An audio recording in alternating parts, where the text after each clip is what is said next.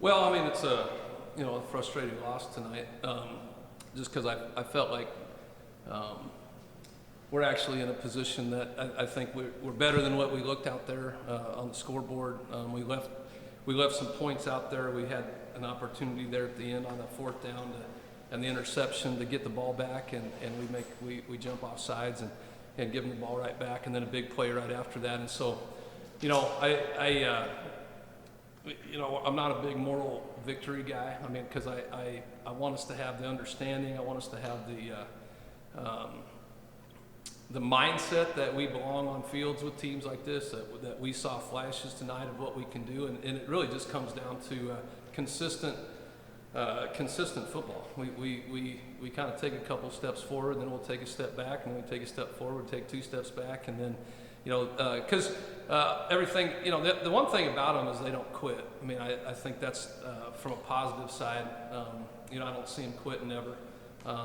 They won the score at the end still. We're talking about onside kicks. I mean, our mindset's always to do that. So as a coach, you just got to go watch the film. You got to go kind of see the things that we fix. And at the end of the day, it's our job to prepare them better. I think there's some coaching things that we learned tonight too, to put our kids in better positions in some situations. So a lot of learning for everybody, but the kids are disappointed. They're frustrated in the locker room. They stayed together. I don't see a team bickering it with each other, so the culture is there. We gotta clean some stuff up. And it really, I got challenged them. I felt like we didn't have a consistent week of practice, and that carries over onto the field. So I think they're coachable. They want to be coached, and I think they'll bounce back and have a good week of practice this week. Coach, can you talk about some of your defensive performances tonight? Jaden Patrick had a really good game on the back end. Some of your leading tacklers, Devin was all over the field along with Vincent and Ethan. Kind of their leadership on the defensive side and how that translates on your defense. Yeah, the linebacker core. I mean, there was a lot of good play tonight. Those linebackers fly around.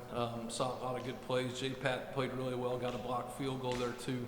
So now I was real. That's the one thing about on our defense. I think our front seven. We weren't being very patient with their counter stuff and some of their zone stuff. That back's really good. He's really patient and would kind of set up a cutback, and we just got out of our lanes a little bit there. But I tell you what, they're flying around.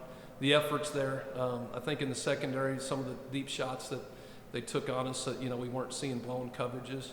That's what I'm saying. I think there's so much there, and they caught us. I don't think we tackled great on some of those drives. On some of the big runs, we still had chances to get him down. And, he slipped through us a little bit, so we got to tackle better. And we'll focus on that this week. It's hard when you're not tackling every day. You got to tackle with drills and dummies and things like that. But, you got to emphasize it. You achieve what you emphasize. That's what we got to get back to. On offense, it seems that, Nate and Jeff have a really good connection. Jeff had one yard shy of 100 yards. Can you kind of talk about some of those deep shots you guys took on offense today and how you could see that progress in the future? Yeah, I mean, that's got to be a part of our offense. And, we just missed him in the first quarter.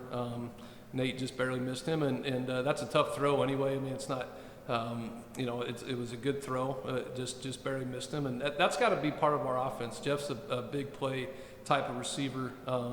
And I thought Reese really did some nice things tonight too. I think Nate's getting more and more comfortable. He just got to us in the summertime. And you think about really 15 practices and really 2 games. I mean, as he's getting more and more comfortable with our offense too. I mean, I'm seeing some really good things out of him. He's a great student of the game. He learned a lot from last week coming to this week, and he'll learn a lot more. After watching film and things like that, because he's definitely a competitor, and so we got the right guy there. We just got to kind of. But Jeff's a playmaker, and he gives us that playmaking potential.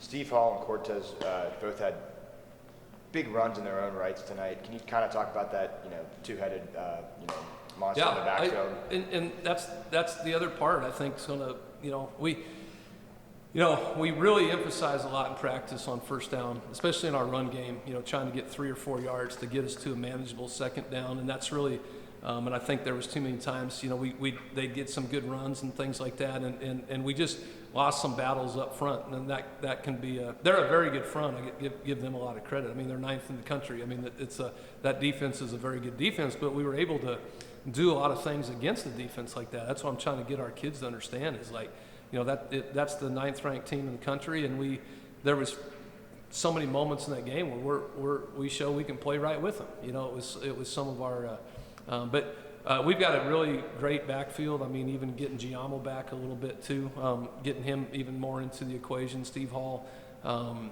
we're so excited about. Jared Rhodes, who is coming off of an injury. I mean, we've got 4 running backs that can all do that. Tez is your bigger power type back, and he really ran through some tackles, and I was really proud of how he developed from last week against Kansas. So kind of doubting some of his cuts, and then he saw tonight when he puts his foot in the ground and goes. Really, but we got to punch. We're down the 1 yard line.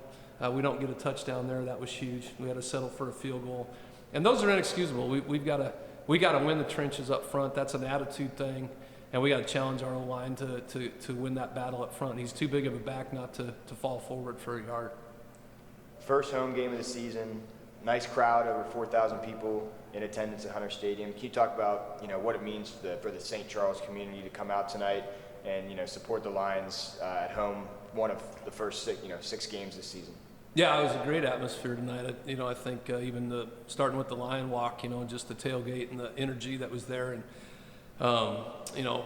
great turnout. Our fans were great. We got.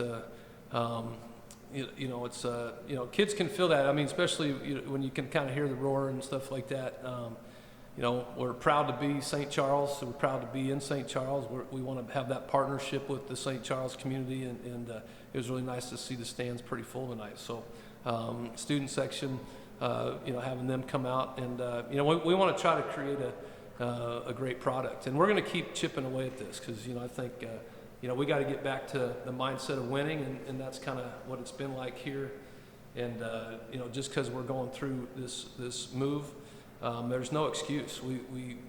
That happened 2 years ago, and our mindset has to be that we're already in FCS football. We got to start playing FCS football and not use a move up as that excuse. So that's our mindset moving forward.